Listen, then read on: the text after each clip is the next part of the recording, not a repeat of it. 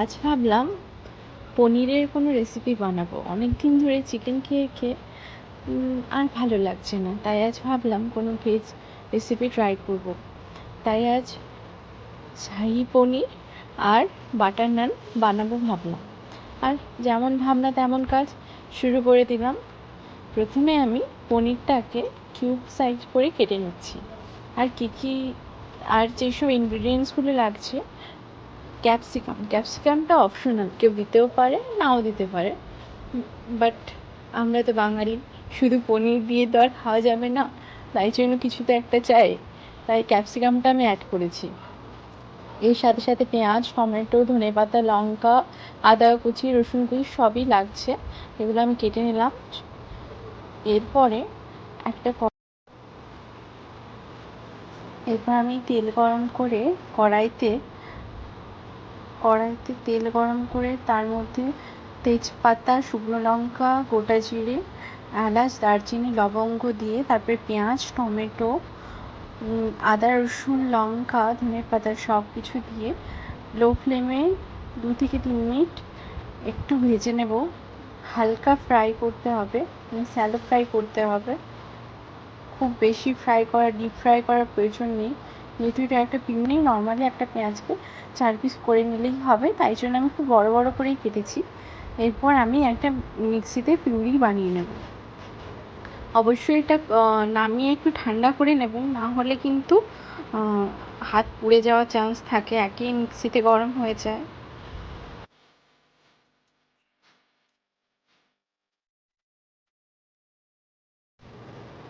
এরপর আমি একটা বাটিতে 2 কাপ মতো টক দই নিয়ে এর সাথে কিছু মশলা অ্যাড করে দিচ্ছি।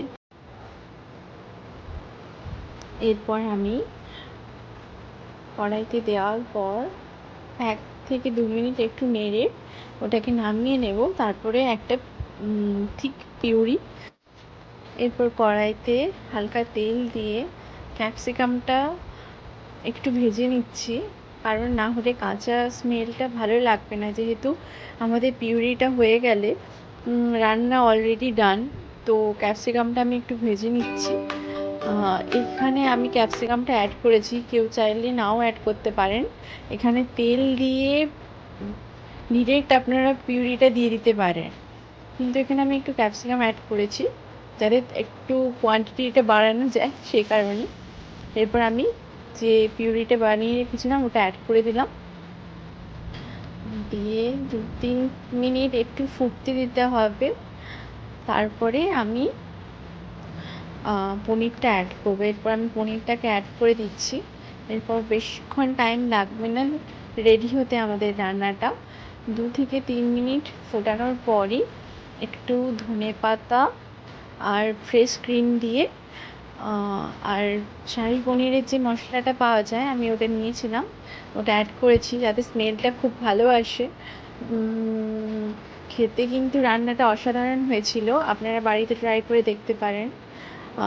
রেস্টুরেন্টে যে আমরা যেমনভাবে খাই বাড়িতে ঠিক তেমনই বানানো যায়, অ্যান্ড বাড়িরটা আরও ভালো হয় বলা যায়। আপনারা আপনাদের প্রয়োজন মতো তেল, ঘি, বাটার সব কিছু কম অ্যাডজাস্ট করতে পারেন, তো ট্রাই করবেন একবার বাড়িতে।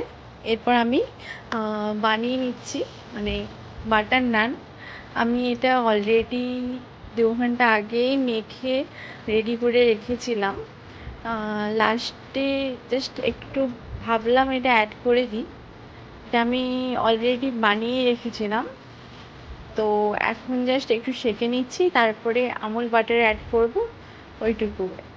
কারণ বাটার নান বানাতে গেলে আগে থেকে টক দই, বেকিং সোডা, বেকিং পাউডার, অনেকে ইস্ট অ্যাড করে, এটা দিয়ে মেখে 2-3 ঘন্টা রেস্টে দিতে হয়।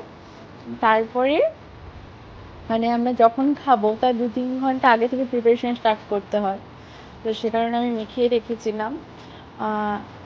তো এখন আমাদের নানও কমপ্লিট, রান্নাও কমপ্লিট, আর সব কিছুই কমপ্লিট হয়ে গেছে। এখন আমরা খাবো। চলুন ফাইনাল কেমন দেখতে হয়েছে নানটার শাহি পনিরটা ওটা দেখাই।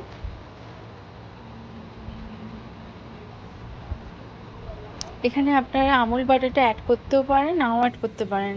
আমার বাটারটা খুব একটা পছন্দ নয়, তাই আমি অল্প পরিমাণে অ্যাড করেছি। যেহেতু বাটার নান বানাচ্ছি, তো বাটার না হলে কি ভালো লাগে, তাই জন্য নামে মাত্র বাটার অ্যাড করেছি। না হলে কিন্তু আমি বাটারটা অ্যাভয়েডই করি। বাটার বাদ দিয়েও এমনি যারা ডায়েট করেন তারা এমনিই বানাতে পারেন, কিন্তু খাবো যখন একদিন ভালো করেই খাওয়া ভালো না, তো তাই জন্য বাটারটা অ্যাডই করে দিলাম। আমাদের কমপ্লিট শাহি পনির আর বাটার নান এখন আমরা খাবো। আপনারাও বাড়িতে ট্রাই করতে পারেন, খুব ভালো হয়।